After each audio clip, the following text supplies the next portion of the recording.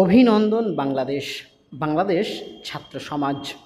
সত্যি তোমরা যা দেখিয়েছ, বিশ্বের ইতিহাসে এরকম দৃষ্টান্ত বিরল।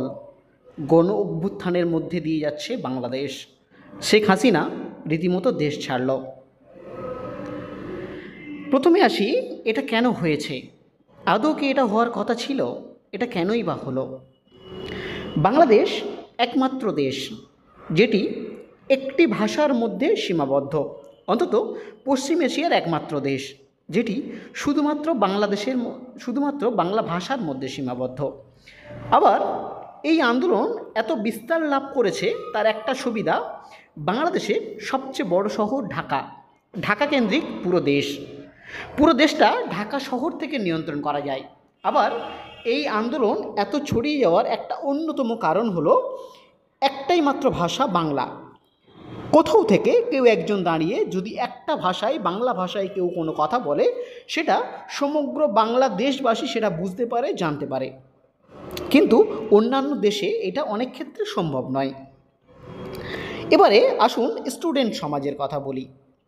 যে বাংলাদেশ আমরা বারে বারে দেখেছি রিলস, টিকটক, ইউটিউবের মধ্যে সীমাবদ্ধ থাকতো একটা গোটা প্রজন্ম, তারা আজকে রাস্তায় দাঁড়িয়ে রীতিমতো বন্দুকের গুলির সামনে বুক পেতে দিয়েছে।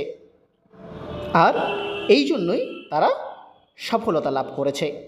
সত্যি বাংলাদেশের ছাত্র সমাজের যে কোটা মুভমেন্ট ছিল, সেই মুভমেন্ট, তাদের দাবিটা ন্যায্য দাবি। সরকার বারবার সেই দাবি মেনে নিয়েছে এবং অনেক সময় কোর্ট মারফত সেই দাবি নাস্যাৎ করেছে। কিন্তু বর্তমানে আমরা দেখব স্টুডেন্টের যে দাবি, সেই দাবি পুরোপুরি মানা হলেও স্টুডেন্ট কিন্তু থেমে থাকেনি। তারা শেষে এক দফা দাবি নিয়ে এই আন্দোলন আরও ছড়িয়ে পড়ে। তাদের দাবিটা কী ছিল? এক দফা দাবি, স্বৈরাচারী সরকারের নিপাত। শেষমেশ হাসিনা সরকারের তাহলে কি গণ অভ্যুত্থানের শুরু? এটা সময় বলবে। এবার আসুন আমরা জেনে নিই আন্দোলন এত জোরদার কেন হলো। এত জোরদার হওয়ার কি আদৌ কোনো দরকার ছিল? না, কোনো দরকার ছিল না। 1971-এর মুক্তিযুদ্ধের পর যে সমস্ত মুক্তিযোদ্ধা তারা ভাতা পেয়ে এসেছিল, সেই ভাতা যেমন ছিল তেমন চলছিল। 2018 সালে সরকার এই ভাতাকে বন্ধ করে দেয়। মুক্তিযোদ্ধাদের পক্ষ থেকে হাইকোর্টে অ্যাপিল হলে সেই ভাতার যে বন্ধ করে দেয়, তার উপরে স্থগিতাদেশ দেয় হাইকোর্ট।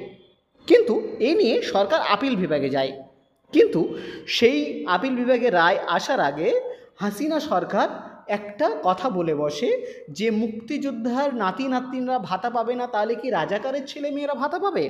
এই হচ্ছে আন্দোলনের সূত্রপাত। এই একটা কথা বাংলাদেশের তুমুল অশান্তি শুরু হয় সমগ্র দেশ জুড়ে। স্টুডেন্টরা তাদেরকে নিজেদেরকে দাবি করতে থাকে তারা রাজাকার, এবং এই রাজাকার তাদের তকমা দিয়েছে কে? রাজাকার তকমা দিয়েছে তাদেরকে সরকার। এই দাবিতে মূলত তারা বিশেষ করে ঢাকা বিশ্ববিদ্যালয়, জাহাঙ্গীরনগর বিশ্ববিদ্যালয়, রংপুর বিশ্ববিদ্যালয়, রাজশাহী বিশ্ববিদ্যালয়, জগন্নাথ বিশ্ববিদ্যালয়, বেগম রোকেয়া বিশ্ববিদ্যালয়, ইসলামিয়া বিশ্ববিদ্যালয় বা অন্যান্য যে সমস্ত জাতীয় বিশ্ববিদ্যালয়ের স্টুডেন্ট আছে তারা। আর এই আন্দোলন আরও তীব্রতর হয় যখন আবু সাঈদ মারা যায়। আবু সাঈদের মারা যাওয়াটা নিতান্তই বেদনাদায়ক, কারণ বন্দুকের গুলির সামনে কেউ দাঁড়িয়ে থাকলে তাকে এভাবে কি আদৌ মারা যায়?